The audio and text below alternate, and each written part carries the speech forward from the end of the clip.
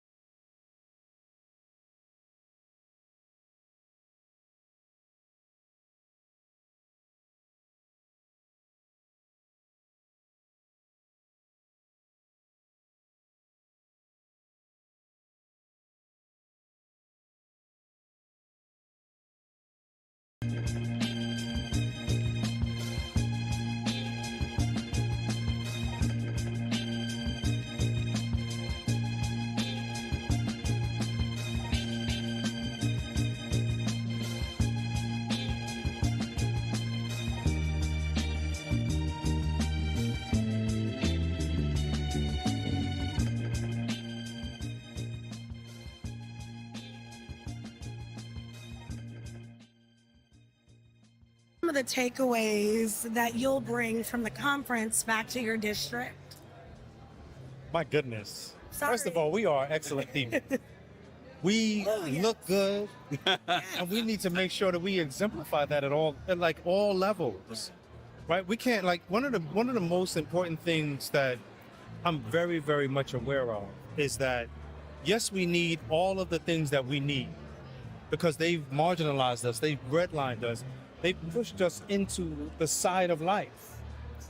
The worst part is that those of us who actually believe that we're supposed to be there, we forgot that God said be to us. God has already given us our human rights. And so we don't have to wait to jump into life. But many of us are waiting on the sidelines. And so while we need affordable housing and we need safe streets and we need education and all of those things, we need to believe in ourselves. And so what I see here and what I'm taking back to my community is how do we believe in ourselves? Showing the excellence, not waiting to jump into life. We got to seize the time.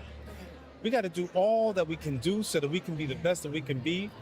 And we have to move in the urgency of now. Because if we don't, we need to see, this is the other part of it, right? We're stuck right now in someone's 100-year plan. A lot of times we just plan for the weekend. Yes. If we got a good plan, we got 5-year plan, 10-year plan. We need our own 100-year plans.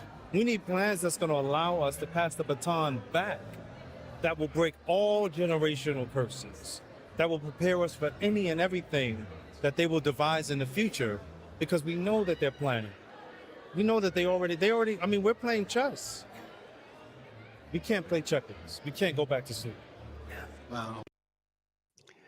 Good morning and welcome to the National Newspaper Publishers Association.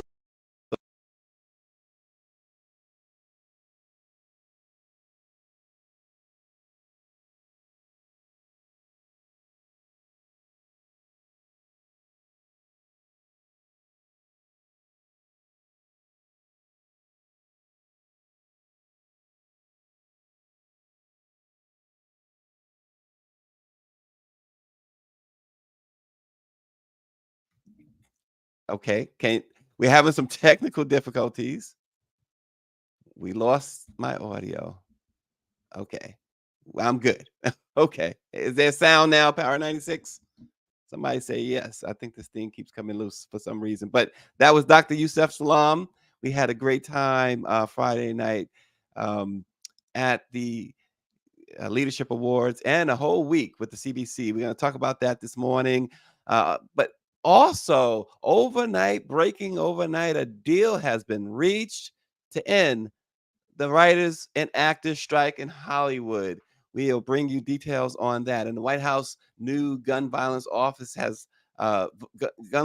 prevention office has launched. And of course, we'll go back to the NNPA Leadership Awards and wrap up the CBCF's week. And Usher has said yeah to headlining the Super Bowl. We discuss all that more with the one and only Austin Cooper this morning. Good morning, Austin. Good morning, brother. How are you? Good morning. It's always interesting when you're talking loud and ain't saying nothing because nobody can hear you. I thought it was my laptop. Listen, the Dr. Youssef may be exonerated 5, but he was very guilty of looking directly at me saying how beautiful we are. Absolutely. Can you blame him? But I could not be more proud of him. Look at how far this young brother has come since he and the others were wrongfully convicted and what? sent to prison. So I asked him because when Donald Trump was indicted, and one of the great posts, of course, I follow Jamil Hill a lot on social media, and one of the great posts she made was that you remember that huge front page ad they took out, and what's the name? Trump took out New York Times, Daily News, and New York Post. I believe it's the three dailies. The three dailies, yes. And I said to him, I said, Jamil said it would if she were you guys, she would have taken out a front page ad too. And he said, those ads cost $85,000. He said, I got better ways to spend my money. But he said, but here's the thing. He said they did. In fact, I got to go. I didn't look for it since he told me. They did, in fact, take out ads. But he said they were digital ads that they took out. I got to find them. No, I mean, that's news to me. And as soon as we get off here, I'm going to look for them.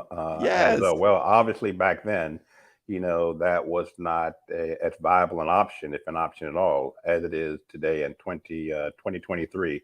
Right. But I remember being so, living in New York at the time and being so absolutely offended that, Trump would take out these ads, before, there was the assumption that they were guilty. Totally. And then, of course, when they were exonerated, he again doubled down on exactly. wanted them to have the death penalty. But as he said, it's all poetic justice, isn't it? Trump is facing 91 criminal felony charges, and 800 plus years in prison, while on the other side of the coin, Dr. Yusef Salaam is now going to represent his district on the New York City Council. Exactly. There you have it. But there's been a deal in Hollywood. Thank goodness. Let's hope they ratify this thing. Writers and studios have a preliminary labor agreement. Austin, talks between the Writers Guild of America, and the Alliance of Motion Picture and Television Producers resumed after months of several stops and starts, ultimately leading to a tentative deal late last night that will end the strike. The WGA and the AMPTP are still drafting the final contract language, and in a statement they said, what we have won in this contract, most particularly everything we have gained since May 2nd, is due to the willingness of this membership to exercise its power, to demonstrate its solidarity, to walk side by side, to endure the pain and uncertainty of the past 146 days. This is extraordinary. It comes really at a time. This is when the new television season was supposed to start. This is when we were supposed to start getting new blockbuster movies. Yep. And everybody's walking the picket line. Well, it's about time. I'm a bit surprised that it went this long. I remember when they first went on strike in early May, at the start of the summer. Thinking, okay, this will be over in maybe 2 weeks. I'm pleasantly surprised and disappointed that it went this long, but very happy, very relieved for these individuals who have been striking, standing up for their rights, that they are finally going to get the recognition and additional income, etc., that they are so deserving of. When we think of Hollywood and these movies, we tend to only think of those who get up on stage and accept Yep. the awards, or those who are nominated. But there are so many other unknowns who are just as important in the movie making, television making process from start to finish, who do not get recognition. Hmm. We have so many actors who are living paycheck to paycheck, who were severely impacted during COVID, for example. So Right. I think that this is just as long overdue. It has not impacted me, in all honesty, like it may have some, because I'm, in terms of regular television, I only watch, cable news. Hmm. But I have gotten into several good old series on Netflix. So, for example, Suits. I'm just now getting into Suits, which came out 6 or 7 years ago. So the strike has not impacted me as it has some others. But I'm glad that they have reached an agreement and can get back to work. Well, Power 96 says, as much as I pay for Hulu, somebody better start writing and acting, pay those people. Exactly. But there's a couple of shows that I like to watch. Blue Bloods is one of them, and The Rookie is another Hmm. show that I like Hmm. to watch. And but beyond that, it's not a whole lot anyway. But the other way it personally affected me, we have a project, a major project, and our production company signed a writer just like 2 days before the strike. Wow. So, So you're so ready. 146 days later, we can hopefully finally get that moving, so we can tell you guys a whole lot more about this amazing project. You're gonna learn about it anyway, whether I tell you about it or not. That's how pretty big it is. Very good. But the WGA did not disclose what the provisions were, but they told union members, and this sounds good. They said that, quote, this deal is exceptional with meaningful gains and protections for riders in every sector of the membership. So they expected to go back to try and ratify this by tomorrow Okay. and get everybody off the picket lines. They're going to stay on the picket lines until they ratify this. And so get everybody off the picket lines and back to work. Well, certainly, And hopefully, they will be back to work within the next week at the latest. yeah, that would be nice. Um, we will see. We will see. So Austin, there was also a big deal last week inside the White House. uh, Folks like Erica Ford and others descended upon the White House for a big announcement. We know gun violence remains a pressing concern for the U.S. with over 500 mass shootings and a reported estimate of 25,000 victims in 2023 alone. So, in response, the Biden-Harris administration has announced Office a of significant Gun step Violence Prevention, forward in first curbing the office in our history. crisis. President announced the inaugural White House Office of Gun Violence Prevention, dedicated to implementing crucial executive and legislative measures to save lives and heal communities. The office will be under the stewardship of none other than Vice President Vice President. Kamala Harris, perhaps the administration's most vocal advocate Created against by gun executive violence. order, I Austin, determined to big day, send big time in the White House, big deal at the White House. No, absolutely, and I commend, again, the Biden administration for having the foresight to do this. I'm, surprised that no previous administration, I'm sure they had discussions about it, but actually have done what President Biden has done and formally established an office. I mean, think about it. For the first time in American history, a president of the United States has to establish an office of gun prevention violence or an office within the White House, within an administration, to address this issue. 26,000 deaths this year. Nowhere else, and we claim to be, we're supposed to be the most civilized nation in the world. You don't have this type of gun violence anywhere else in the world. Only here in the United States. I was talking to someone yesterday, and I'm blessed to periodically do some international travel, and have done a significant amount this year. But in travel to Africa, the Middle East, and Europe this year, I have spoken to at least 6 individuals, no lie, 6 individuals in these respective uh, areas of the world, and who have said to me that we will not allow our son or daughter to attend college or university in the United States because of your gun violence. They can go Wow. anywhere. I mean, they can stay here in Europe, they can stay here in Africa, they can stay here in the Middle East, but we are not allowing our children to come to America because of the gun violence Yeah. that is so rampant in our schools, in our churches, in our malls, in our grocery stores. I mean, everywhere. I mean, where are we safe?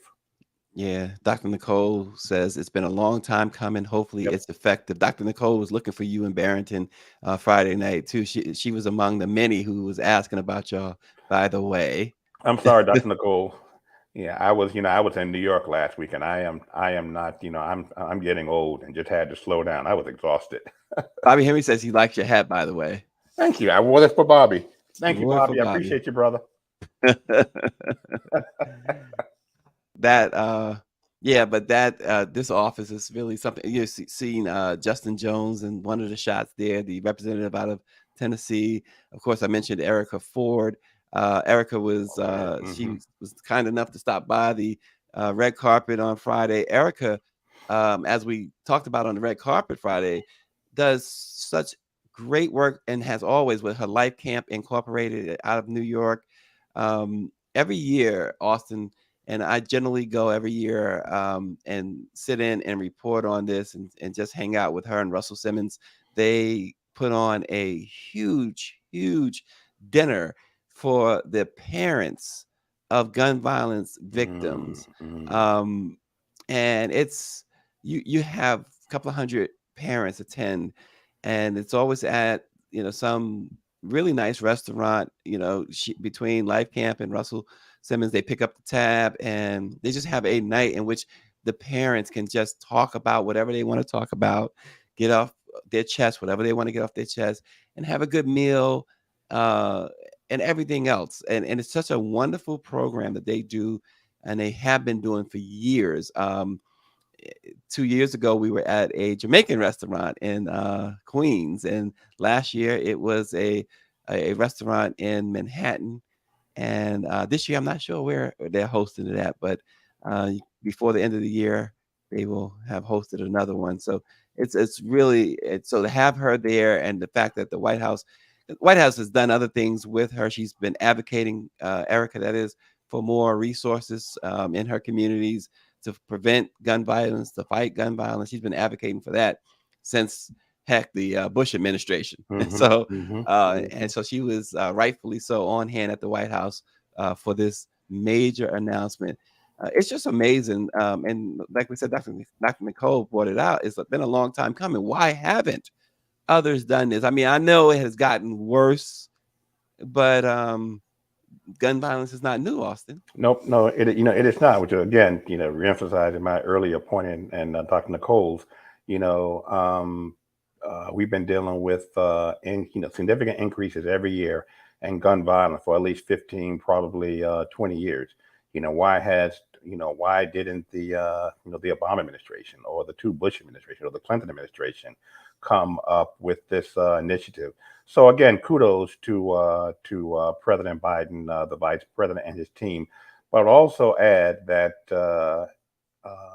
this is not going. This office and executive actions executive orders rather that the president signs is not going to be enough to address this issue. This new White House office,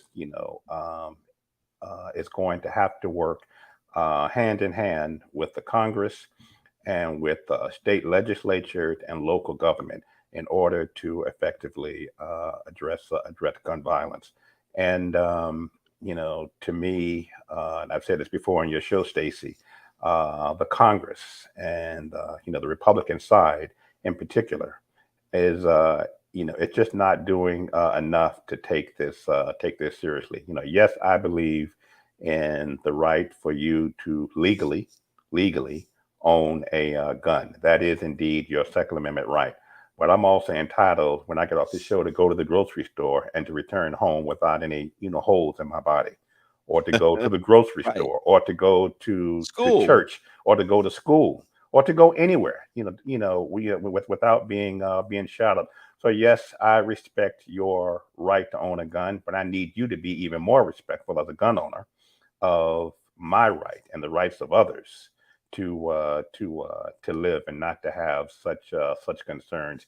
A couple of weeks ago, an organization I'm involved with, the William O. Lockridge Community Foundation here in Southeast DC, we did a community conversation at Ballou Senior High School over here in Southeast with 4 local principals, just to hear their concerns and to hear the concerns of the principals, the students, and parents about returning to school.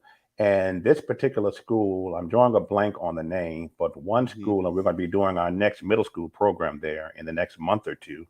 I believe it's in Southwest Washington. In the last academic year, they lost 3 students to gun violence. I mean, just one school lost 3 students to gun violence. So this is an issue that is going to require the serious attention of all. And I've always, I don't wish ill upon anybody, but I'm a firm believer that until Republican members of Congress and the House and the Senate start themselves becoming the victims of gun violence, or their loved ones or family or friends, only then perhaps will they begin to take it seriously. Absolutely. And again, I'm always lifting up comments from Power 96, but look, when you make a comment like this, I got to lift it up. He says they can ban a book, but not an assault weapon. Thank you. And, exactly. there's a lot that says a whole lot. That is in itself a powerful, powerful statement. It's a reality. Absolutely. That's where we are at. On a lighter note and much more fun note, going back to the and I see David Youngblood, because we saw David Youngblood in Washington last week. David hanging out with all the big wigs. Yeah, David with the celebrities and the big wigs. No question. David. That's how David rolls. There's no question about it. I mean, he probably prepped LL Cool J for his award Saturday night. Yeah, I would imagine. I could see it. But we had a ball. So many people joined us. Austin on the red carpet, founder and head of the mission of the Diaspora African Forum, her Excellency, Dr. Erica Bennett. We had the Baltimore Ravens quarterback, Tyler Huntley, activist Erica Ford, as we mentioned, the DNC chair, Jamie Harrison, Dr. Yusef Salam, Eric Garner's mom, Gwen Carr was there, Oscar Grant's mom, Wanda Johnson, so many others was at that Marriott ballroom. Was part of one of the grassroots Reverend groups that Mark demanded Thompson, that was community justice. Make it plain. And not only did that brother help demand and make sure this office was established, he also was just appointed today the brand new Deputy Director of the White House Office of Gun Violence Prevention. Brother Greg Jackson, stand up for us. Give Greg a round of applause.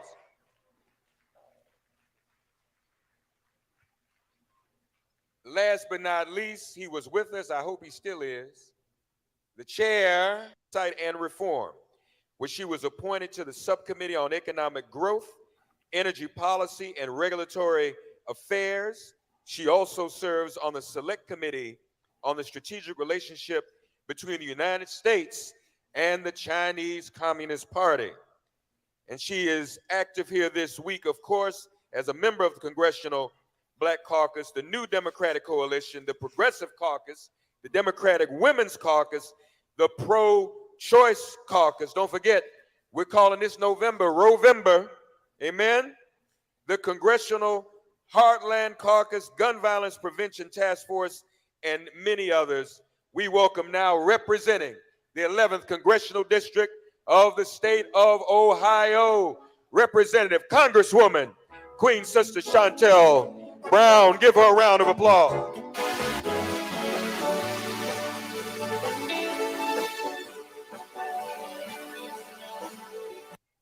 My district, Ohio's 11th Congressional District, is centered in Cleveland, Ohio. It is a legacy seat. We got some folks from Ohio here tonight. Can the folks from Ohio make some noise?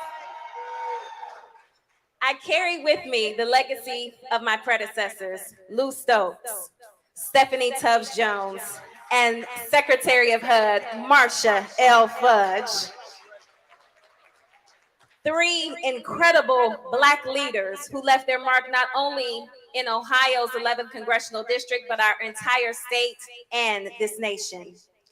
So my constituents have a very clear standard for service and expectation that I will be there for them each and every day. That's what inspires. Well, Austin, the theme was Black Press of America salutes Black leadership excellence, and it certainly lived up to that theme. We had, as you saw and as you can see, you can go back and look at it. Anybody who didn't see it is certainly, it's there, NNPA-events.com or blackpressusa.com. You can see the entire program. It was phenomenal. Chantel Brown, as you see there, she really was so eloquent in her speech, and she also joined us on the red carpet. And she talked about the viability and continued sustainability of the Black press, what it means. Of course, Chairman Horsford was there, he spoke with us as well, and really echoed that prevailing theme that how important the Black press remains even after 196 years. It was a great night, Austin. No, absolutely. I'm so proud of my sister, the Congresswoman from Congresswoman Brown from Cleveland.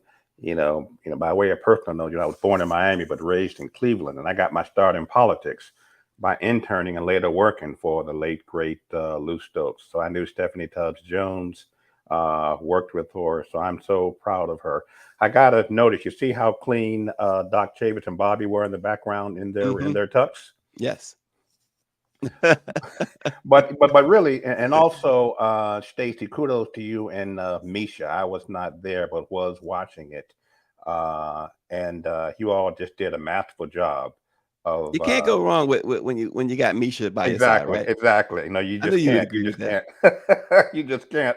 But it was a great event. I couldn't be more proud of the work and the dedication and the commitment of the current 55 members of the Congressional Black Caucus. When the caucus was established in the fall of 1971, there were 13, and now we're up to 55. 58. 58. Okay, 58. And now there could be, and that number would increase if, Senator Tim Scott from South Carolina, was a member, and there one or two members of the House, at least one from Texas. Drawing a blank on the brother's name, who has opted out of becoming a member of the caucus. Wow. Well, another thing about that night, Rough Ends, the renowned R&B group, duo, I should say, added a musical flair. They performed to the delight. Folks were up dancing. They were getting, and then they hung out with us afterwards. They came out on the red carpet again afterwards and took some pictures and spoke with us about why they felt it was important to represent the Black press. It was a really and that place was absolutely jam-packed. Yep. It was jam-packed. Yeah, and I watched the vice president's remarks. It's standard for her to come. I watched, the president's remarks, and to me, a overwhelming, underlying, in between, theme of the Congressional Black Caucus gathering this year, as well as next year, is going to be get out the vote, get out the vote, get out the vote, and get out and vote for the president.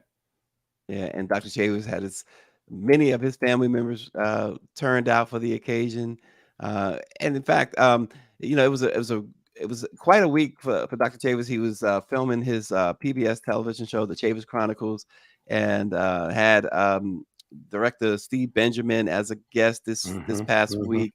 The director of the Office of Public Engagement and Biden senior advisor Steve Benjamin dropped in, and on Friday morning, Felicia Rashad dropped in, and that was a phenomenal discussion with Felicia Rashad on Friday. So I really have to watch that. Okay, I was not yeah, aware of it was that. Okay, absolutely. She talked a lot about things that she doesn't ordinarily talk about.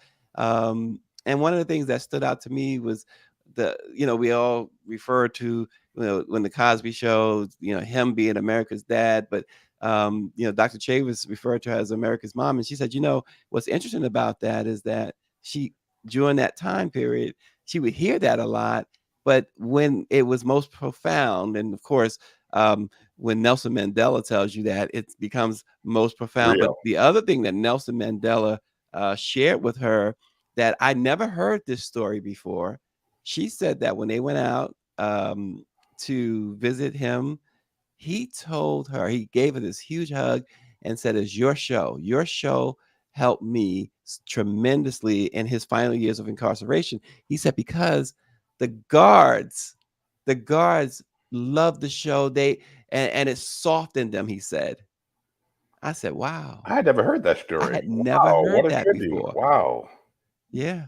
So it's a great thing. We are you should see a news article on the interview this week, and then later this fall you'll see the entire interview on the Chavis Chronicles on PBS TV and PBS World. So wait for that. By the way, Mike V, you mentioned Tim Scott. Mike V says Tim Scott is a member of the HBCU caucus. I don't know what I guess I'll be. I'm sure there's something to that acronym, Mike V. That's not. I'm not touching HBCU that. caucus, huh? I wonder what he's talking about for real. But seriously, I'm hoping that with the great gathering last week, that one of the takeaways is for you, me, Greer, Bobby, everybody, David, to go back to our respective communities, armed, inspired, and motivated for the task at hand, and that is keeping Donald Trump out of the White House.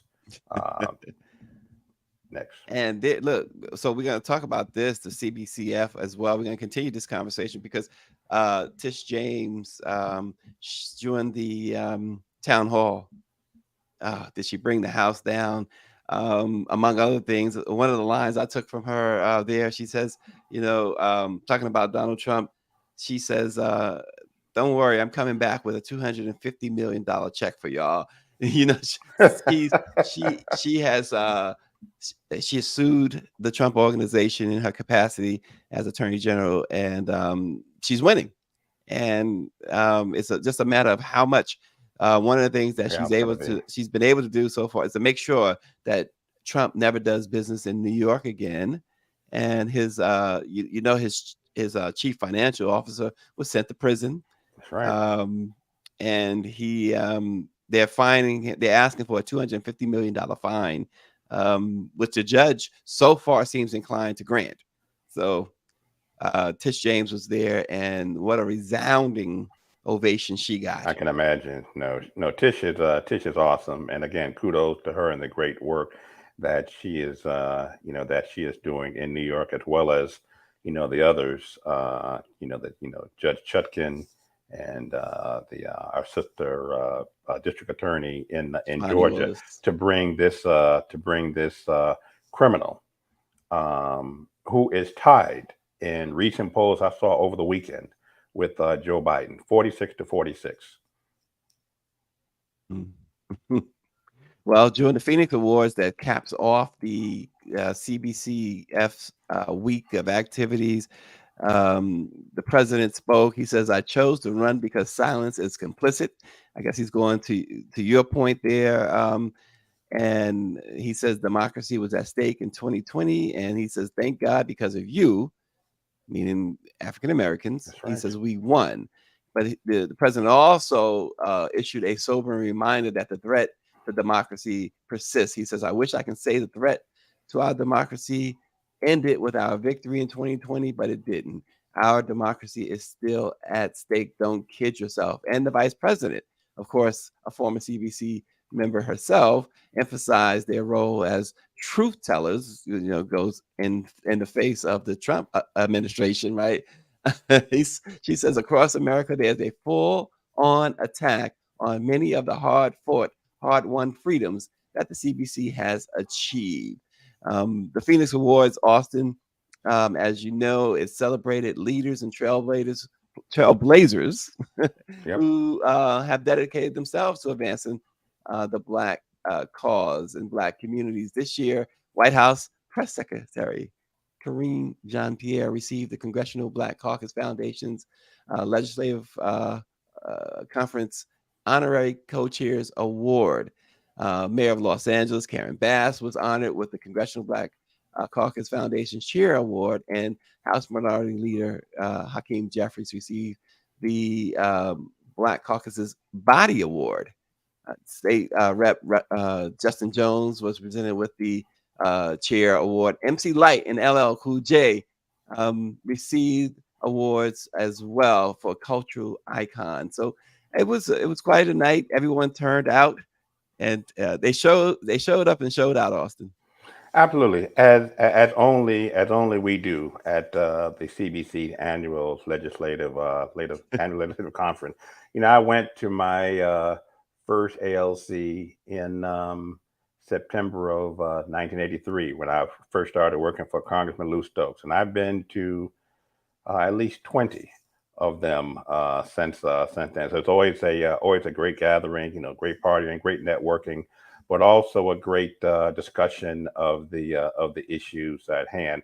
What I also appreciate is it's like the NAAC Image Awards. How the CBC ALC always recognizes us for the great work that we are doing at the political levels, at the federal, state, and local levels of government.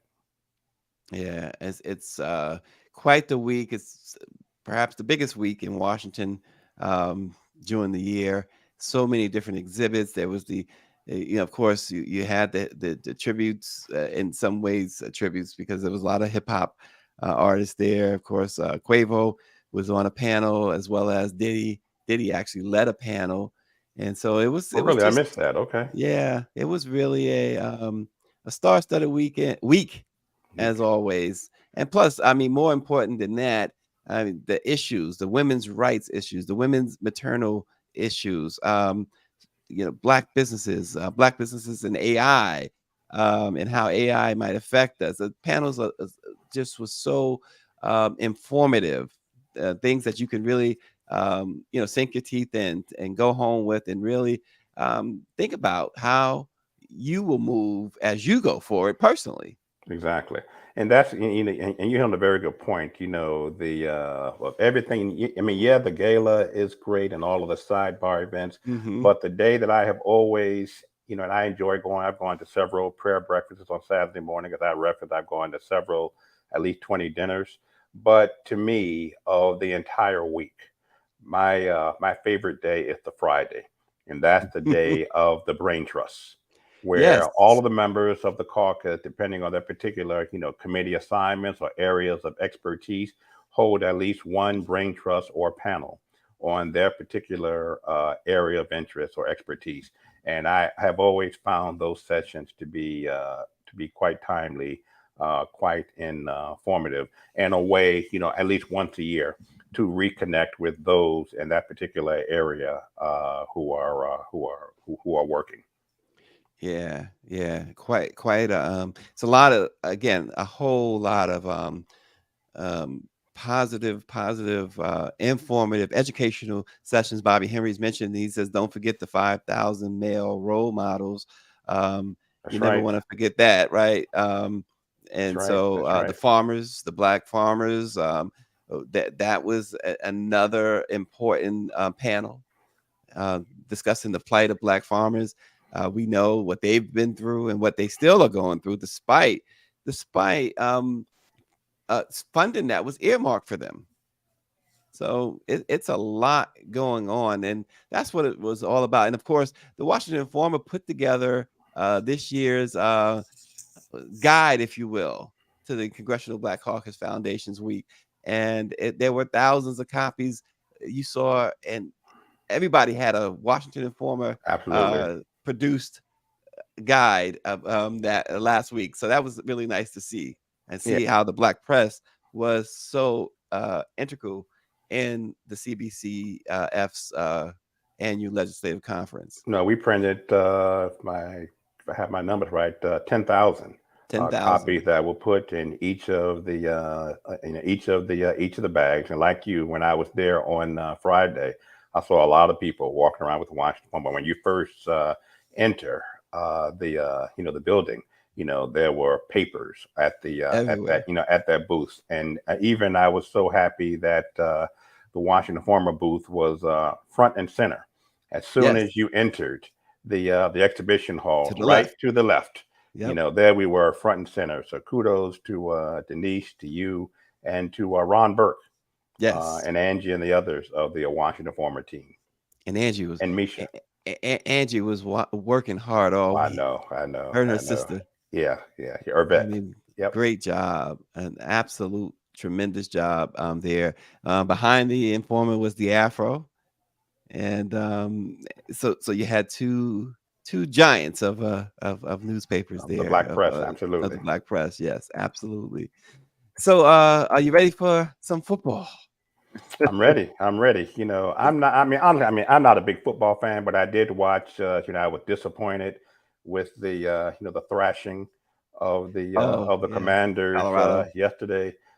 Colorado. An I'm from absolute Miami. annihilation. Yeah, I was born in Miami, so always happy for a Dolphins win. But a Dolphin win by 50 points almost makes you feel guilty. Oh man, I mean, they set out to bury Deion Sanders' head in the sand on that one. They really wanted to pound him badly and embarrass him. That was the goal.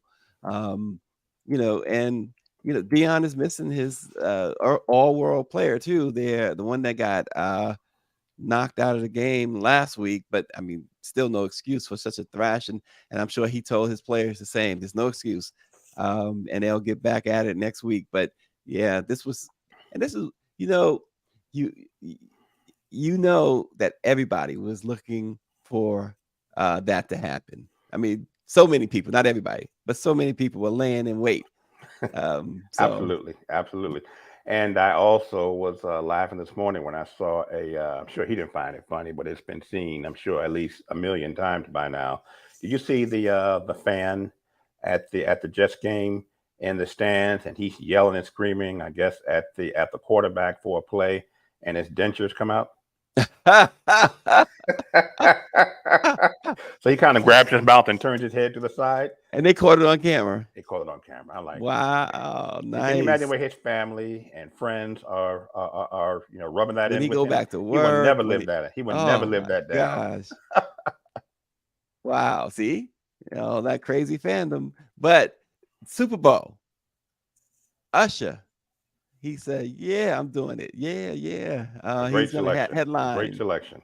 Yeah, yeah. And you know it's going to be awesome. It's gonna be at Las Vegas' Allegiant Stadium, and it's presented by Apple Music, and of course, Rock Nation. Jay-Z took control of the halftime show 2 years ago, and so they are the ones who are selecting these headliners for the halftime show these days. And hey, eh, Usher, not a bad choice at all. How much do these performers make when they do the So halftime show? so here's the thing with the halftime show. They don't pay them for the halftime show. For a while there, you had to pay to be the halftime show. Hmm. Um, but the payoff is the record sales that generally Absolutely, come after, absolutely. because you're performing in front of the biggest audience you could ever hope to perform. I mean, Hmm. it's 500 million people watching Around the world. Yep. around the world. Yep. And it generally result everybody who's performed has seen an exponential amount of record sales. Now we got streaming, and so it puts a whole lot of money in the artist's pocket at the end of the day. Mhm. And there's some folks, not many, but there's some folks who just tune in just to get a halftime show. Oh yeah, absolutely. It got, it had reached a point at one point, and you might remember this, that the halftime show before Michael Jackson, because he was the first real big performer to do. I mean, Diana Ross had done something with Disney, but it wasn't the production, right? Hmm. But Hmm. the halftime shows used to be the bands and things of that nature. Whether it's a college band or high school bands, and little characters doing Disney characters and stuff like that.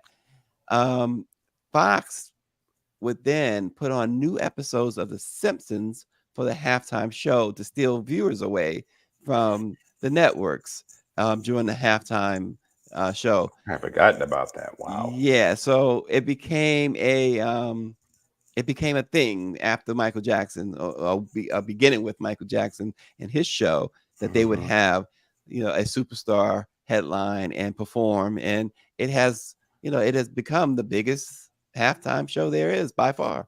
What year did Michael perform? Was that 92? That was 90. Yeah, it was 92. Okay. Yeah. Okay. So really the advent of the superstar halftime show began in 1992, and we see it every year now. Every year. And every year it's, wow, who's going to perform? Who's going to, it's one of those things where there's the anticipation starts to build up. Everybody wants to know. Yeah, Usher says it's an honor of a lifetime to finally check a Super Bowl performance off my bucket list. He says, I can't wait to bring the world a show unlike anything else they've seen from me before. He says, thank you to the fans and everyone who made this opportunity happen. I'll see you real soon. Now, the question becomes, which mom he gonna get in trouble? I know. Exactly. You a mom. Exactly. Yep. No. I'm already looking forward to seeing Usher perform. Yeah. So many are looking forward to seeing Usher. Bobby Henry writes, unsportsmanlike conduct after the FAMU game. Must see this happen after the game.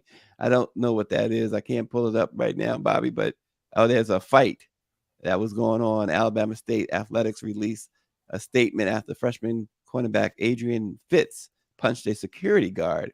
Oh gosh, Why? Why bring that negativity to the sport? Why bring that negativity to your school? You have you're in a spot where you have an opportunity, a chance at least, to make it to the NFL, and make a whole lot of money, even if you just sign a rookie contract and just one contract, make a whole lot of money, right? When you do stuff like this, you effectively, unless you're an incredible superstar, you eliminate your chances. If you're not a superstar, they'll bench him. He'll be done. They'll kick him off the team. Yeah. I mean, and for what? Right. You can't, and it's another example. You can't control yourself. Perhaps that security guard said something off base, or called you a scrub, using different words probably. But listen, what you gonna do when you go into a hostile arena or stadium against a rival? The fans are using all types of slurs. I mean, it's like, are you kidding me? You can't fight it. You That's the can't first fight thing you gotta do is everybody. control You can't yourself. fight everybody. Oh man, you hate to see it.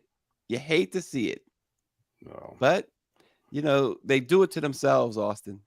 They Yeah, do it to themselves. again, it's all about it's all about self-control. It's all about, regardless of the sport, always being a good sport. Sportsmen and sportswomen's like behavior is a should be a dominant quality, a primary quality, in addition to being good at your sport.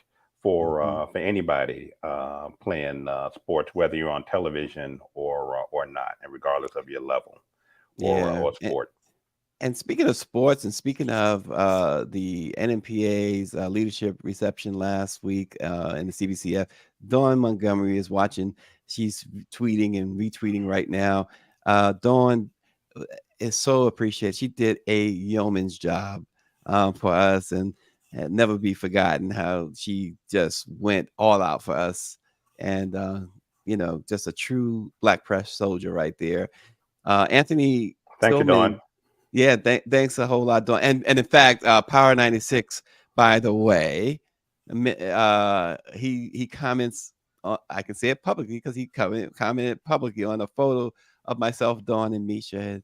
And speaking of Dawn, he goes, "Who is the red bone?"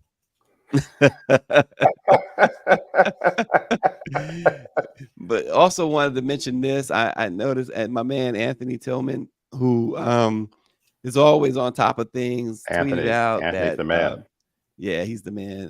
He tweeted out that Crazy Bone from Bone Thugs and Harmony is in critical condition in a hospital, I believe in California, not sure. But best to Crazy Bone and his family. I was in a video with Bone Thugs and Harmony some years ago. Austin, believe it or not. Really? Yes. Wow. Any idea what happened? Did Anthony say? I've not heard that. He's not saying what happened. He just he's sending his prayers to Crazy Bone. He says he's, according to multiple reports, he is hospitalized in critical condition. Hopefully, it's something that can be fixed there. Austin. Yeah, absolutely. Hey, wow. Prayers for him. That is yeah, I'm seeing other headlines too. LeBron James is sending prayers to Crazy Bone, fighting for his life, according to the Daily Mail. Hip hop, Hot News Hip Hop is saying that he's also in critical condition. They're saying that he's been coughing up blood. So whatever it is, it sounds really, really bad. He's 50 years old, born in 1973 in Cleveland, Ohio. His real name, his given name, is Anthony Henderson. Okay. Yeah, we hope for the best for Crazy Bone. And Bobby Henry also says, yes, thank you to Dawn. Mike V says, you got to bring Power 96 on the panel with Austin and Barrington. Absolutely. Imagine the synergy. Oh my God. By the way, how is prayers for Crazy Bone? How is LeBron's son doing? Is he back on the court, back in practice? I've not heard. The last I understood that his son was again practicing, hoping to play again, determined to play again, I should say. Not hoping, but determined to play again. Apparently, doctors feel that no long-term injury, if you will, could occur if he plays again. So that's the last I heard about what was happening with Bronny. So he has a congenital heart defect. Yeah, is what they would diagnosed him with. So. And what about if I may ask Stacey, what about the young brother with Buffalo who collapsed on the court? Yes. Is he back? Hamilton, yeah. Yes. He is. I don't know that he's back yet. Don't know. Let's see. Power 96, we gonna count on you for that one. I'm just curious. Yeah, because that was one of the most scary things you ever see in all of sports. DeMar Hamilton, don't know. He made the roster, by the way, back in August. Okay. So from that alone, I would imagine that he's doing well. And I'm not sure if he's made his debut yet. That's the yeah, that's the $1 million question. Not sure he made his debut. I can't see anything where that suggests that he's suited up yet this season, Okay. but he did make the roster. Power 96 says yes, he is still playing. Okay. So there you have it. That's good news. I don't know, Austin, that well, athletes are a different breed. When I used to play sports back in high school, I probably would feel the same way. But I was gonna say I don't know that I would play again, but they're a different breed. No, they are, and I don't know that I would. I'm pretty certain I wouldn't. I wouldn't. After such a football is a contact sport, so you're kind of not surprised that something like that would happen. Helmet just hits you in the right spot in your chest, and you go into cardiac arrest. But then you think about basketball, which is not, in some ways, a contact sport, but certainly much less than football. Which is why my favorite sport is tennis. You stay on that side of the court, I'm on this side of the court, and I don't want anybody looking at me determined to run into me at full force. But seriously, I don't. If I came, again, athletes are a different breed, but these guys are also much younger than you and I. Right. At that age, you just think you're invincible, and you have, you are immortal. So I can imagine, though, at that age, the tremendous pressure that I would have been under from my mom and dad to find another It's dangerous rhetoric profession. that's being directed Exactly. at echoing. And former Power President 96 Donald says Trump that DeMar suggesting Hamilton that played Paul yesterday, so Gosar that's is good echoing news. Oh, really? President Okay. Donald Yeah. Trump suggesting that outgoing Joint Chiefs Chairman Mark Milley should be, quote, hung for his supposed Somebody disloyalty should be to hung. Donald You Trump. heard that? In a I bizarre heard rant, that. I heard that. And he said, bizarre rant, hung, bizarre rant. Who's that lead you to believe that is? Donald Trump. Who else? Who else? I mean, he got the nerve. This person who was guilty of treason. Want to talk about someone else being being hung, someone who he appointed to the Joint Chiefs of Staff position. But I've been posting. I do my posts about the criminal Donald Trump, but I've also posted that if justice needs to be served on Donald Trump, and justice needs to be served on the Chairman Menendez from New Jersey for his criminal behavior.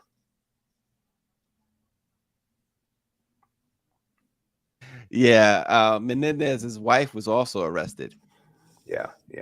So, yeah, I mean, I guess once they start,